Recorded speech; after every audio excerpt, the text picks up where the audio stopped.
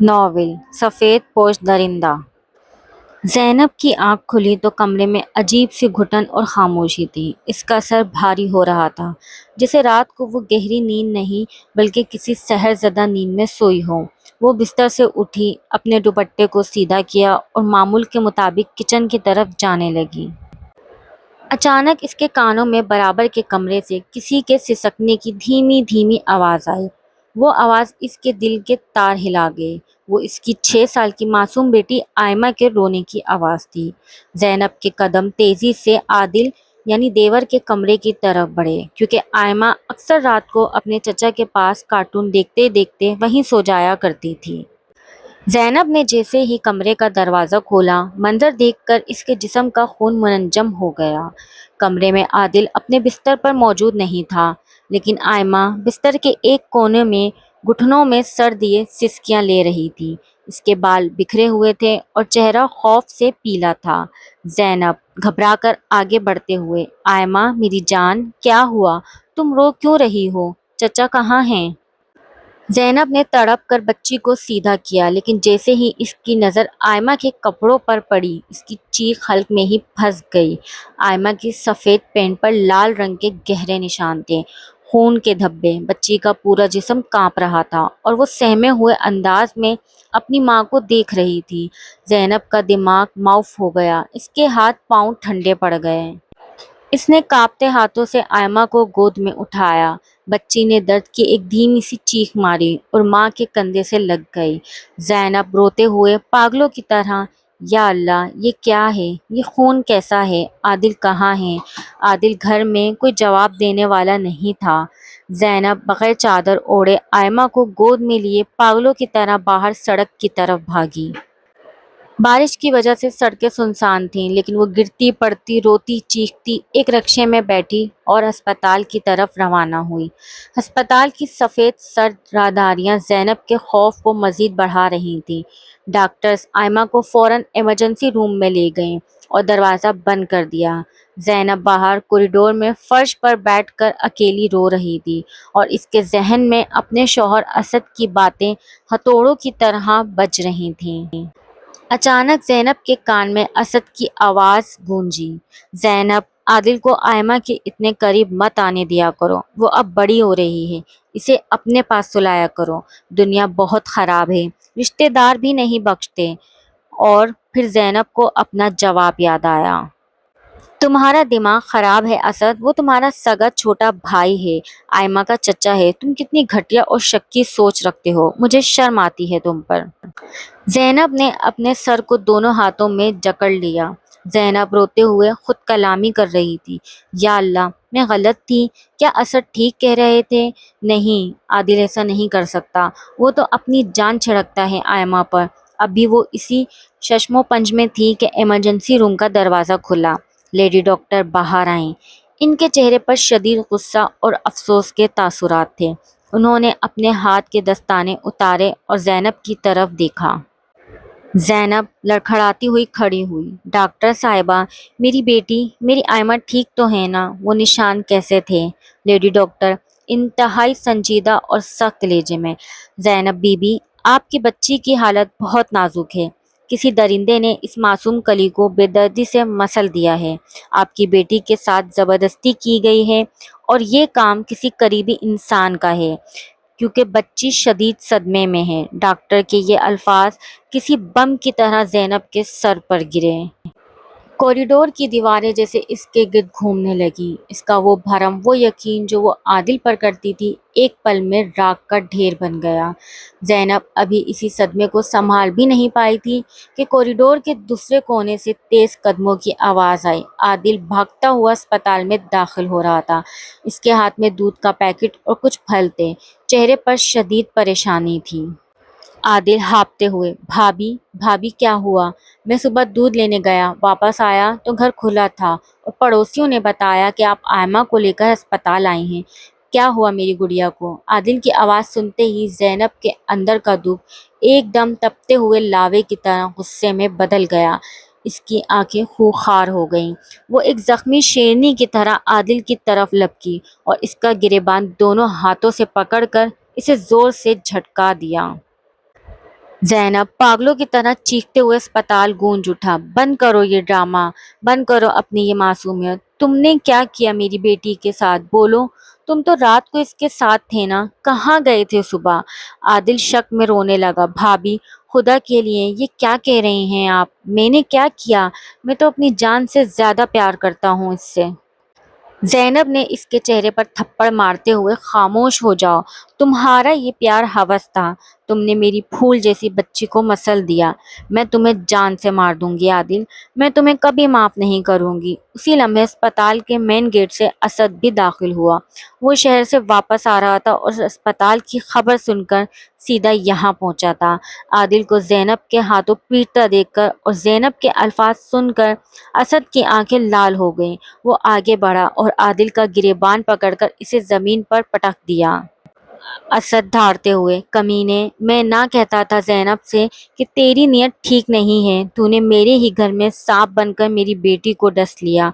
आदिल जमीन पर गिरा हुआ था। इसके माथे से खून बह रहा था। वो रोते हुए पुकार रहा था, भैया, भाभी, खुदा की कसम मैं गुनाहगार नहीं हूँ। मैंने कुछ नहीं किया। मुझे फंसाया जा रहा है। लेकिन इसकी बात सुनने वाला कोई ना था। असद ने पुलिस को फोन मिला दिया था।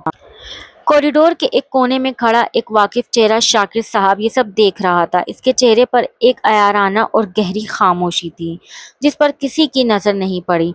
अस्पताल का कॉरिडोर असद की धाड़ और ज़ैनब के बैन से गूंज रहा था। आदिल जमीन पर गिरा, अपने माथे से बहते खून को साफ करने की कोशिश कर रहा था, लेकिन इससे ज्यादा गहरा जख्म इसके मान पर लगा था। वो बार बार अपने भाई और भाभी के पाँव छोड़ने की कोशिश कर रहा था। आदिल रोते हुए और हिचकियां लेते हुए, भैया, खुदा के लिए मेरी बात सुने। मैंने आयमा के साथ कुछ नहीं किया। मैं तो सुबह सुबह दूध लेने गया था। मुझे क्या मालूम पीछे से क्या हुआ। भाभी, आप तो मुझे जानती हैं ना। ज़ैनब नफरत से पीछे हटते हुए, शट आप आदिल, आप अपना मुंह मत खोलना। मैंने खुद अपनी आंखों से अपनी बच्ची की हालत देखी है। वो तुम्हारे कमरे में थी। अगर तुमने कुछ नहीं किया तो वो निशान कहाँ से आए? और तुम सुबह सवेरे कहाँ गायब थे? मुझे तुम्हारी शक्ल से भी घिन आ रही है। इसी दौरान पुलिस की गाड़ी का सायरन दूर से सुनाई देने लगा। चंद ही मिनटों में पुलिस के 2 कांस्टेबल और एक इंस्पेक्टर कॉरिडोर में दाखिल हुए। असद ने आगे बढ़कर आदिल की तरफ इशारा किया। असद गुस्से से कांपते हुए, इंस्पेक्टर साहब, इस दरिंदे को गिरफ्तार करें। इसने मेरी 6 साल की बेटी की जिंदगी बर्बाद कर दी।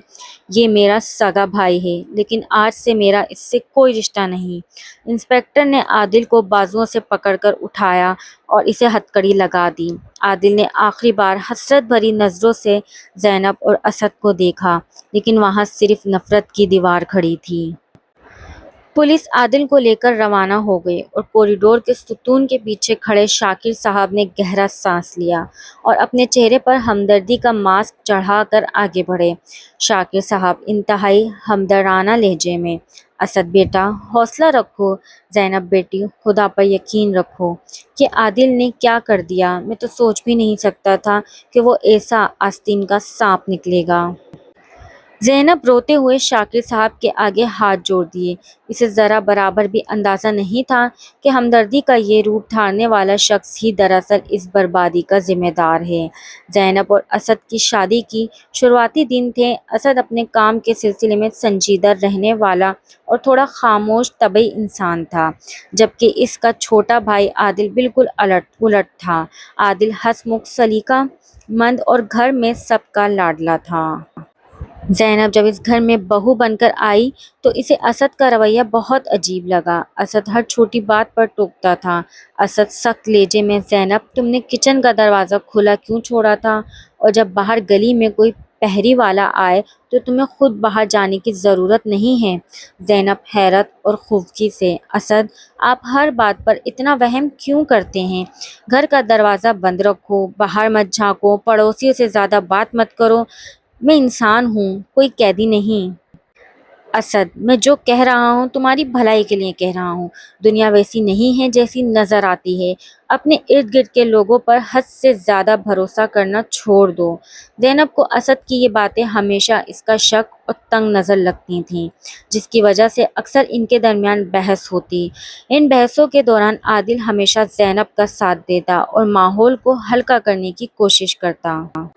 عادل مسکراتے ہوئے چائے کا کپ زینب کو دیتے ہوئے، بھابھی آپ بھیا کی باتوں کا برا مت مانا کریں، یہ بچپن سے ہی ایسے شکی مزاج اور سنجیدہ ہیں، آپ چائے پئیں اور اپنا موڈ ٹھیک کریں۔ عادل کا یہ دوستانہ اور خیال رکھنے والا رویہ زینب کے دل میں اس کے لیے عزت اور اعتماد مزید بڑھا دیتا تھا۔ شادی کے 2 سال بعد زینب کے ہاں ایک خوبصورت بیٹی پیدا ہوئی جس کا نام انہوں نے آئمہ رکھا۔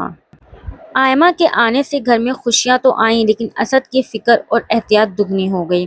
وہ اپنی بیٹی کے معاملے میں حد سے زیادہ حساس ہو گیا تھا۔ دوسری طرف عادل تو جیسے آئمہ کا دیوانہ ہو گیا۔ وہ دن بھر نوکری پر رہتا لیکن شام کو گھر آتے ہی سب سے پہلے آئمہ کو گود میں اٹھاتا۔ عادل آئمہ کو ہوا میں اچھالتے ہوئے، میری گڑیا دیکھو چچا تمہارے لیے کیا لائے ہیں۔ وہ روز آئمہ کے لیے چاکلیٹ، کھلونے اور کپڑے لاتا۔ جیسے جیسے آئمہ بڑی ہو رہی تھی وہ اپنے چچا سے بہت مانوس ہوتی جا رہی تھی۔ اسد جب بھی عادل کو آئمہ کے ساتھ کھیلتا دیکھتا اس کے چہرے پر ایک عجیب سی بے چینی آ جاتی۔ وہ اکثر دور کھڑا ہو کر ان دونوں کو گھورتا رہتا۔ ایک شام جب آئمہ تقریباً 4.5 سال کی تھی، وہ عادل کے کمرے میں نیچے قالین پر بیٹھ کر کھلونوں سے کھیل رہی تھی اور عادل بستر پر بیٹھا موبائل استعمال کر رہا تھا۔ اسد اچانک کمرے میں داخل ہوا اور آئمہ کا ہاتھ پکڑ کر اسے جھٹکے سے اٹھایا۔ اسد غصے سے، آئمہ چلو اپنے کمرے میں جاؤ اور وہاں جا کر کھیلو۔ عادل حیران ہو کر، کیا ہوا بھیا؟ وہ میرے پاس کھیل رہی تھی، کھیلنے دیتے اسے۔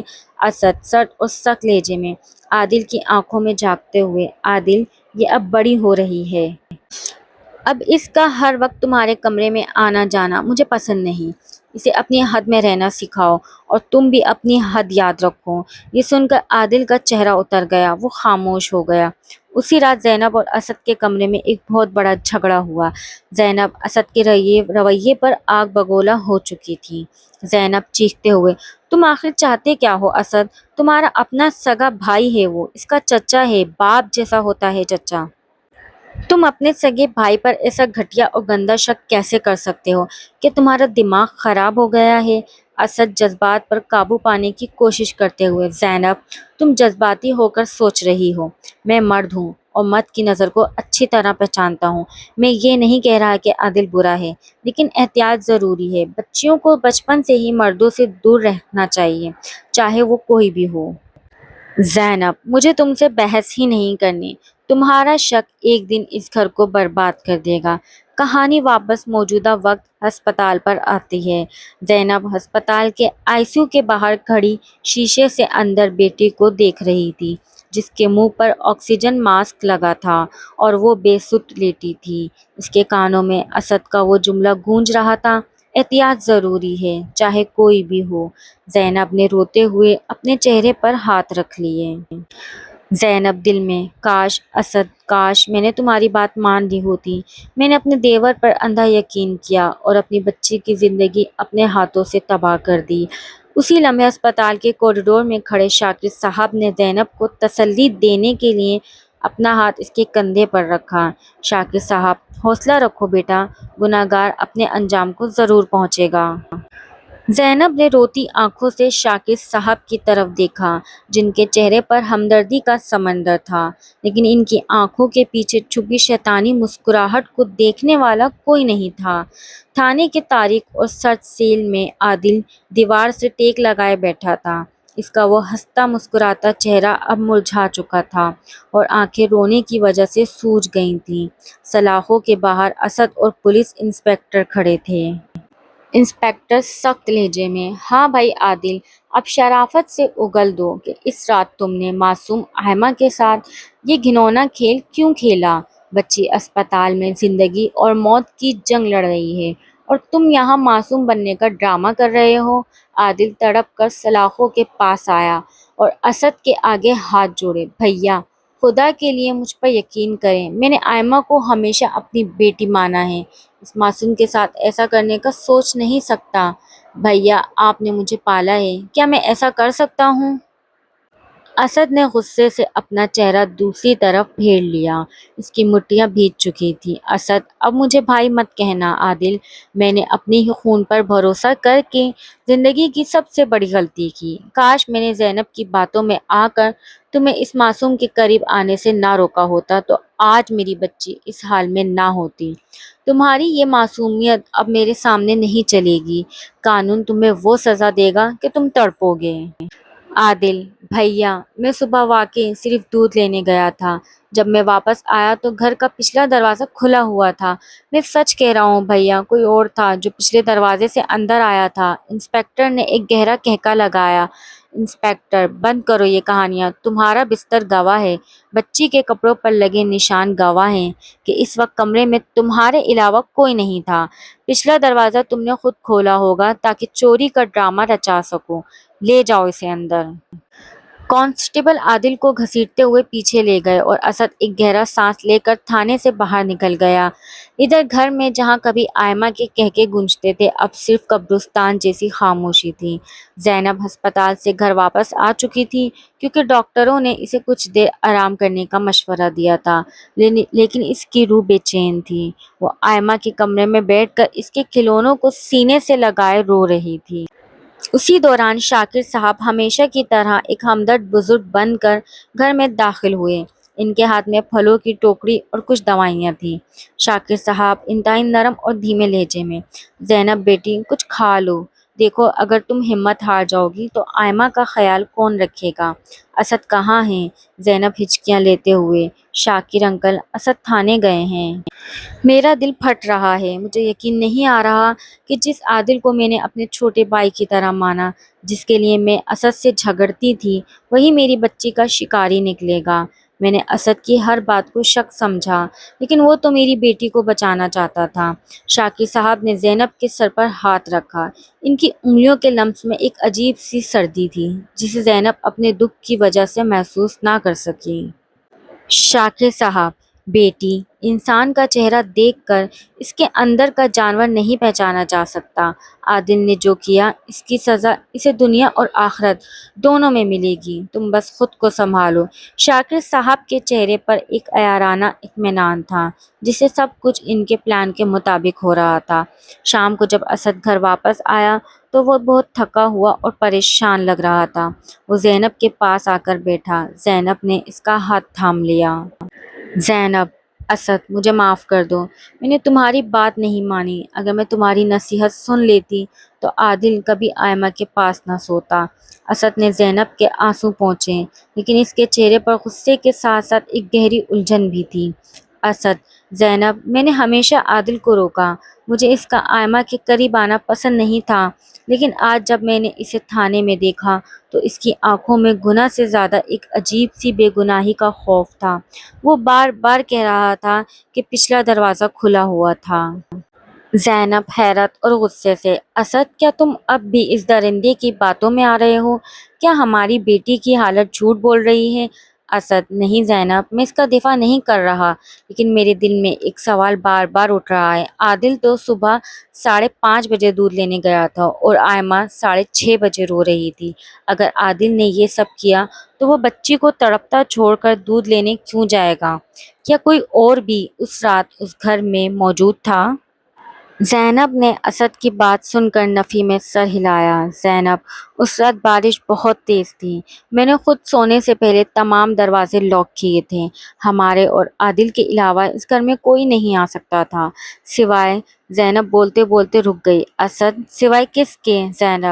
زینب: سوائے شاکر انکل کے، جو رات کو ہمارے لیے چائے لے کر آئے تھے اور انہوں نے ہی مجھے سر درد کی گولی دی تھی۔ لیکن نہیں، وہ تو ہمارے بزرگ ہیں، وہ تو پاپا کے دوست ہیں، وہ ایسا سوچ بھی نہیں سکتے۔ اسد خاموش ہو گیا، لیکن اس کے ذہن میں شک کا ایک نیا اور خطرناک بیج بو دیا گیا تھا۔ اگلی صبح زینب اور اسد دوبارہ ہسپتال پہنچے۔ ڈاکٹر نے بتایا کہ آئمہ کو ہوش آ گیا ہے، لیکن وہ صدمے کی وجہ سے کچھ بول نہیں پا رہی۔ زینب بھاگتی ہوئی ICU کے اندر گئی۔ آئمہ بستر پر ساکت لیٹی چھت کو گھور رہی تھی۔ जैसे ही ज़ैनब ने इसका हाथ पकड़ा, आयमा ने धीरे से आंखें खोली। ज़ैनब, आयमा मेरी जान, देखो मामा आ गई हैं। बोलो बेटा, क्या हुआ था उस रात? आयमा के लब हिले, लेकिन खौफ के मारे इसकी आवाज़ नहीं निकल रही थी। उसी दौरान कमरे का दरवाज़ा खुला और शाकिर साहब असद के साथ अंदर दाखिल हुए। शाकिर साहब को देखते ही आयमा की आंखें खौफ से फैल गईं। इसका सांस फूलने लगा और इसने अपना चेहरा चादर में छुपाकर जोर जोर से कांपना शुरू कर दिया।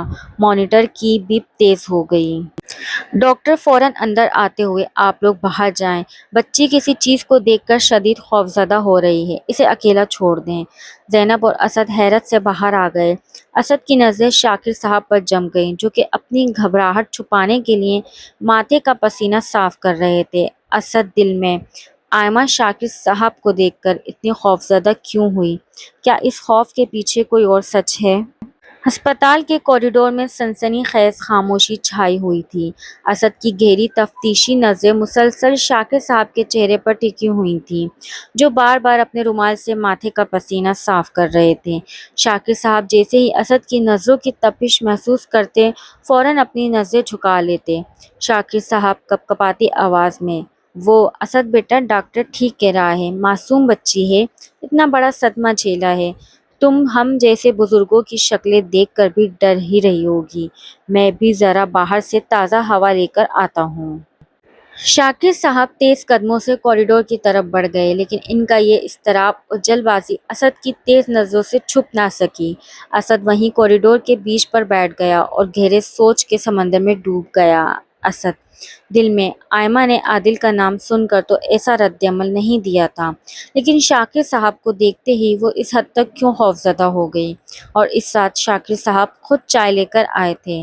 ज़ैनब ने कहा था कि ये चाय पीने के बाद इसे इतनी गहरी नींद आई कि वो सुबह तक न जाग सकी। क्या ये सब महज एक इत्तेफाक था? दूसरी तरफ अदालत का मंजर शुरू होता है। आदिल को हथकड़ियां पहनाए जज के सामने पेश किया गया। आदिल का वकील इसकी बेगुनाही की दलाइल पेश कर रहा था, लेकिन सरकारी वकील के पास सबूत बहुत मजबूत थे। सरकारी वकील, आलिए जहां, मुल्जिम आदिल का जुर्म नाकाबिले माफ़ी है। बच्ची उस रात मुल्जिम के ही कमरे में सो रही थी। सुबह जब बच्ची इस हालत में मिली तो मुल्जिम वहां मौजूद नहीं था, और इसके बिस्तर पर मौजूद शवाहिद साफ बताते हैं कि गुनहगार कौन है। इस दरिंदे को जमानत देना मुआशरे के साथ संगीन मजाक होगा। जज साहब ने अपने कलम की नोक से कागज पर कुछ लिखा और फैसला सुनाया। जज अदालत तमाम शवाहिद और गवाहों के बयानात की रोशनी में मुल्जिम आदिल की जमानत की दरख्वास्त को मुस्तरद करती है और इसे मजीद 14 रोज़ जुडिशनल रिमांड पर जेल भेजने का हुक्म देती है। अदालत के हाल में मौजूद ज़ैनब ने इत्मीनान का सांस लिया, लेकिन आदिल ने रोते हुए असद और ज़ैनब की तरफ देखा। आदिल चीखते हुए, भाभी, खुदा के लिए सच को तलाश करें, मैं बेगुनाह हूँ। अगर आपने सच तलाश ना किया तो असली गुनहगार आज़ाद घूमता रहेगा और एक दिन फिर किसी मासूम को निशाना बनाएगा। आदिल के आखिरी अल्फाज ज़ैनब के दिल में तीर की तरह पेवस्त हो गए। वो वहीं बेंच पर बैठकर रोने लगी। आदिल का चेहरा और इसकी आवाज़ में मौजूदा सच्चाई अब इसे भी अंदर ही अंदर झंझोड़ रही थी। अदालत से वापसी पर असद सीधा अपने घर गया। वो पुलिस या ज़ैनब को बताए बगैर अपने तौर पर इस रात का सुराग लगाना चाहता था। वो घर के पिछले हिस्से में गया, जहां लोहे का एक छोटा दरवाज़ा गली की तरफ खुलता था। असद ने झुककर ताले और कुंडी का मुआयना किया। कुंडी बाहर से टूटी हुई नहीं थी, बल्कि इसे किसी ने अंदर से खोला था, या फिर इसकी नकली चाबी इस्तेमाल की गई थी। जमीन पर बारिश के पानी की वजह से मिट्टी गीली थी, जहां किसी के जूतों के धुंधले निशान अब भी मौजूद थे। असद ने अपने मोबाइल से इन निशानात की तस्वीर ली। अचानक उसकी नज़र दरवाजे के पास लगी झाड़ी पर पड़ी। वहां कपड़े का एक छोटा सा नीला टुकड़ा फंसा हुआ था। असद ने वो टुकड़ा उठाया। ये किसी महंगे रेशमी कुर्ते का कोना था, जो झाड़ी में उलझ कर टूट गया था। असद चौंक कर, ये कपड़ा, आदिल तो कभी रेशमी कुर्ते नहीं पहनता, वो तो हमेशा आम टी शर्ट या कॉटन के कपड़े पहनता है। اور شاکر صاحب، ہاں شاکر صاحب کو ریشمی کرتے پہننے کا بہت شوق ہے۔ اسد کا دل تیزی سے دھڑکنے لگا۔ شک کی سوئیاں اب ایک ہی سمت میں گھوم رہی تھیں۔ اگلی شام اسد نے شاکر صاحب کو چائے پر اپنے گھر بلایا۔ زینب کچن میں چائے بنا رہی تھی، جبکہ اسد اور شاکر صاحب لاؤنج میں بیٹھے تھے۔ شاکر صاحب نے وہی نیلا ریشمی کرتا پہن رکھا تھا، لیکن اس کے دامن کا ایک کونا نیچے سے کٹا ہوا تھا، جیسے اسے کینچی سے کاٹ کر سیدھا کیا گیا ہو۔ اسد کی نظر اس کرتے کے کونے پر جم گئیں۔ اس نے اپنی جیب میں ہاتھ ڈالا جہاں وہ نیلا کپڑے کا ٹکڑا موجود تھا جو اس پچھلے دروازے سے ملا تھا۔ دونوں کا رنگ اور دھاگے بالکل ایک جیسے تھے۔ اسد نہایت پرسکون مگر گہری آواز میں، شاکر صاحب آپ کا یہ نیلا کرتا بہت خوبصورت ہے، لیکن یہ نیچے سے تھوڑا سا کٹا ہوا کیوں ہے؟ شاکر صاحب کے ہاتھ سے چائے کا کپ چمچ سے ٹکرایا اور ایک ہلکی سی آواز آئی۔ ان کے چہرے کا رنگ پیلا پڑ گیا۔ شاکر صاحب ہکلاتے ہوئے، وہ اسد بیٹا، وہ دراصل استری کرتے ہوئے تھوڑا جل گیا تھا تو درزی سے کہہ کر اسے نیچے سے کٹوا دیا۔ خیر تم سناؤ، عادل کا کیس کہاں تک پہنچا؟ اسد نے چائے کا گھونٹ لیا اور شاکر صاحب کی آنکھوں میں جھانکتے ہوئے بولے۔ اسد کیس بہت جلد حل ہونے والا ہے شاکر صاحب، بس ایک آخری گواہی کی ضرورت ہے، اور وہ گواہی خود میری بیٹی آئمہ دے گی۔ شاکر صاحب کے چہرے پر خوف کی ایک گہری پرچھائی لہرا گئی۔ انہیں محسوس ہو گیا کہ ان کا کھیل اب زیادہ دیر چھپنے والا نہیں ہے۔ شاکر صاحب اسد کے گھر سے رخصت تو ہو گئے، لیکن ان کے دل و دماغ پر خوف کا بھوت سوار تھا۔ وہ اچھی طرح جانتے تھے کہ اگر آئمہ نے زبان کھول دی تو ان کا برسوں کا کمایا ہوا سفید پوش وقار مٹی میں مل جائے گا اور وہ عمر بھر کے لیے سلاخوں کے پیچھے سڑیں گے۔ اپنے گھر پہنچ کر وہ لاؤنج میں بے چینی سے چکر کاٹ رہے تھے۔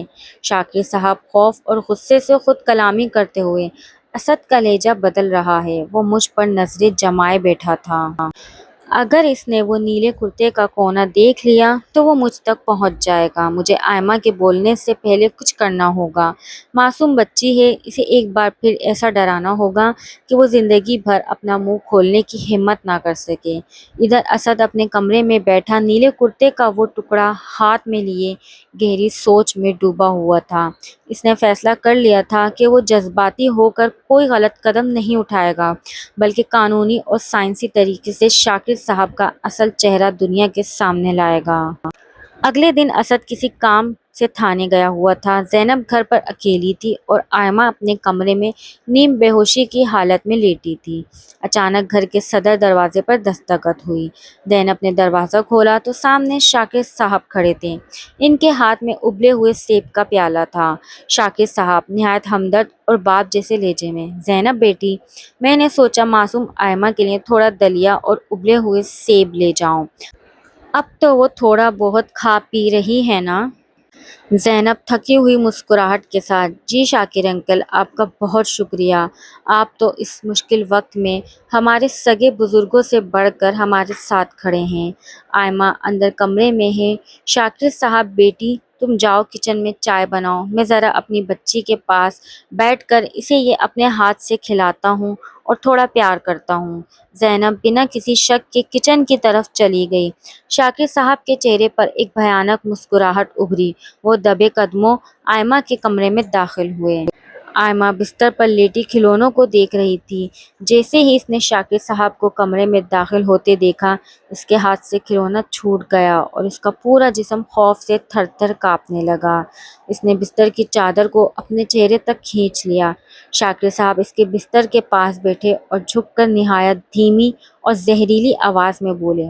شاکر صاحب سرگوشی کرتے ہوئے، آئمہ میری گڑیا، تم تو بہت پیاری بچی ہو نا، یاد ہے نا اس تاریک رات کیا ہوا تھا؟ اگر تم نے پاپا یا ماما کو میرے بارے میں کچھ بھی بتایا تو میں دوبارہ آؤں گا اور اس بار میں تمہیں ہمیشہ کے لیے سلا دوں گا، سمجھ گئی نا تم؟ آئمہ نے چادر کے اندر سے سسکتے ہوئے خوف سے نفی میں سر ہلایا۔ شاکر صاحب نے پیار سے اس کے سر پر ہاتھ پھیرا، لیکن ان کے لمس میں چھپا وہ خوف آئمہ کے اندر تک جما چکا تھا۔ کچھ دیر بعد اسد گھر واپس آیا۔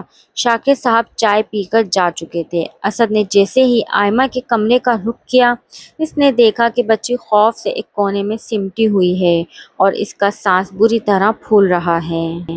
اسد گھبرا کر زینب زینب یہاں آؤ، آئمہ کو کیا ہوا ہے؟ کیا کوئی گھر آیا تھا؟ زینب کچن سے بھاگتی ہوئی آئی۔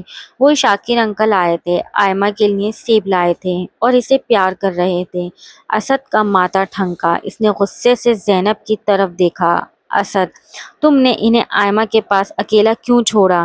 زینب میں نے کہا تھا نا کہ اب کسی پر بھی اندھا بھروسہ مت کرنا۔ اسد فوراً آئمہ کو ڈاکٹر کے پاس لے جانے کے لیے تیار ہوا۔ وہ آئمہ کو شہر کے ایک نامور چائلڈ سائیکولوجسٹ ماہر نفسیات ڈاکٹر علینا کے پاس لے کر گئے۔ ڈاکٹر علینا نے آئمہ کا معائنہ کیا اور اس کے خوف کو دیکھ کر اسد اور زینب کو اپنے کیبن میں بلایا۔ ڈاکٹر علینا دیکھیے مسٹر اسد، بچی پر شدید ذہنی دباؤ ہے اور اسے باقاعدہ ڈرایا دھمکایا جا رہا ہے۔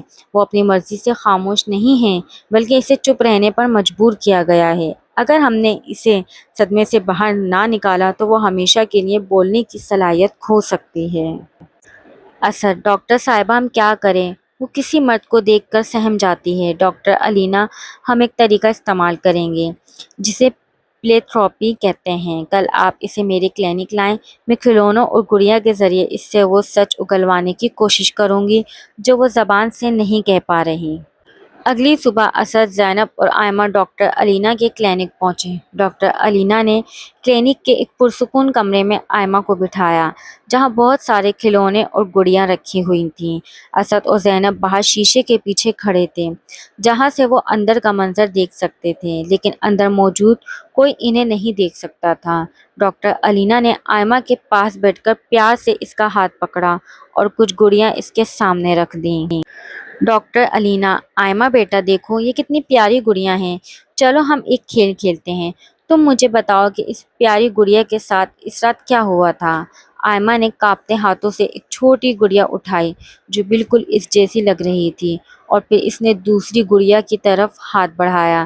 شیشے کے دوسری طرف کھڑے اسد اور زینب کا سانس رک گیا۔ جیسے ہی آئمہ نے گڑیوں کی ترتیب دینا شروع کی، کلینک کے باہر کسی نے زور سے دروازہ کھٹکھٹایا۔ اسد نے پیچھے مڑ کر دیکھا تو باہر شاکر صاحب گھبرائے ہوئے کھڑے تھے اور اندر آنے کی کوشش کر رہے تھے۔ کلینک کے دروازے پر زوردار دستخط ہو رہی تھی۔ اسد نے غصے سے پیچھے مڑ کر دیکھا تو شاکر صاحب ہانپتے ہوئے چہرے پر جھوٹی گھبراہٹ سجائے کھڑے تھے۔ ڈاکٹر صاحب ہانپتے ہوئے، اسد بیٹا، زینب بیٹی، خدا کا شکر ہے میں صحیح وقت پر پہنچ گیا۔ مجھے پڑوسیوں سے معلوم ہوا کہ تم لوگ آئمہ کو یہاں لائے ہو۔ اس معصوم بچی کا دماغ پہلے ہی خراب ہے، یہ ڈاکٹرز اسے پاگل بنا دیں گے۔ چلو گھر چلو، میں اس کا دیسی علاج کرواؤں گا۔ اسد نے شاکر صاحب کے شانے پر ہاتھ رکھا، ان کی آنکھوں میں جھانکتے ہوئے نہایت سرد لہجے میں کہا۔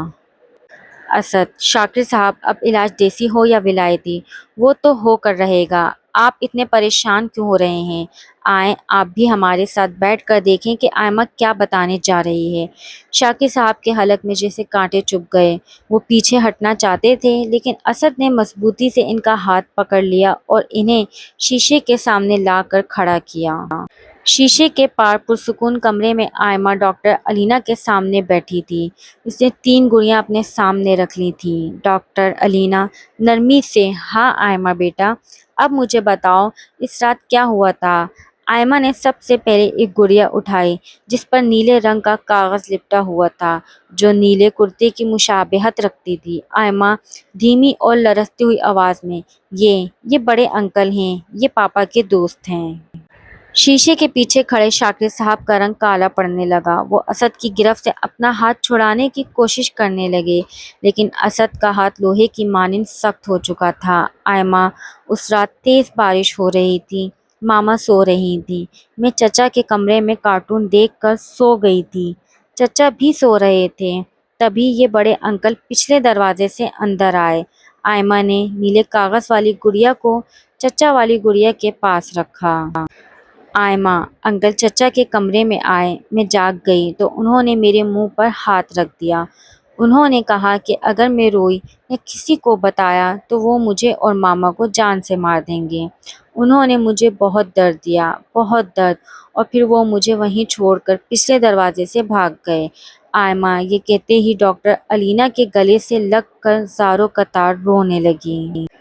شیشے کے اس پار زینب کے پیروں تلے سے زمین نکل گئی۔ اس نے اپنے دونوں ہاتھوں سے اپنا سر پکڑ لیا اور پھٹی پھٹی آنکھوں سے شاکر صاحب کو دیکھا۔ زینب پاگلوں کی طرح چیختے ہوئے، شاکر صاحب آپ تو ہمارے بزرگ تھے، آپ تو میرے باپ کی جگہ تھے، میری معصوم بچی نے آپ کا کیا بگاڑا تھا؟ شاکر صاحب نے جب دیکھا کہ اب بچنے کا کوئی راستہ نہیں ہے تو ان کا ہمدردی کا نقاب اتر گیا اور ان کے چہرے پر ایک وحشیانہ تاثر ابھرا۔ انہوں نے اسد کو زور سے دھکا دیا اور بھاگنے کی کوشش کی، لیکن جیسے ہی وہ کلینک کے ہال کی طرف دوڑے، سامنے دو پولیس والے اور تھانے کے انسپکٹر کھڑے تھے۔ اسد نے پہلے ہی پولیس کو تفتیش کے لیے کلینک بلا لیا تھا۔ انسپکٹر صاحب شاکر صاحب کا گریبان پکڑتے ہوئے، شاکر صاحب آپ کا کھیل ختم ہو چکا ہے۔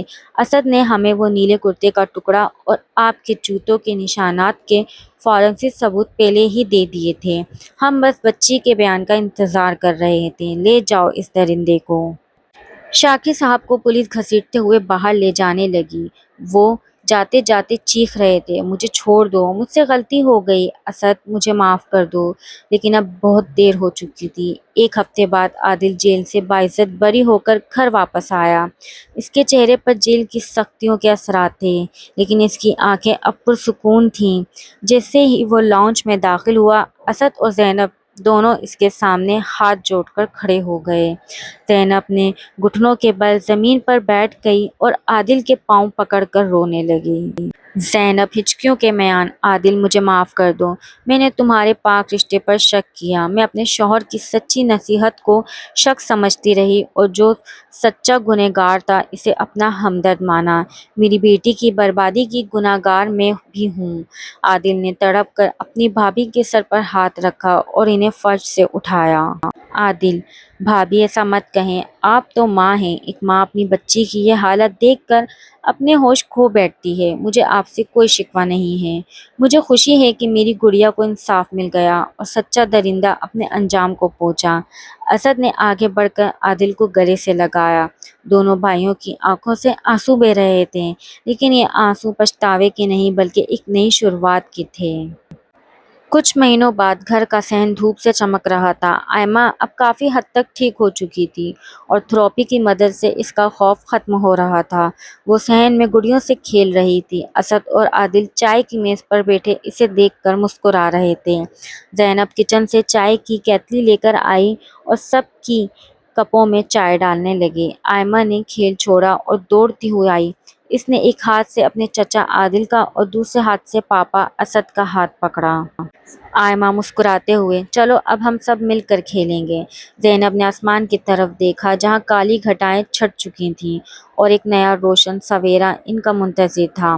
اسے اب سمجھ آ چکا تھا کہ زندگی میں اندھا یقین اور حد سے زیادہ لاپرواہی دونوں ہی خطرناک ہوتے ہیں، اور حقیقی رشتے وہ نہیں ہوتے جو میٹھی باتیں کریں، بلکہ وہ ہوتے ہیں جو خاموشی سے آپ کی حفاظت کریں۔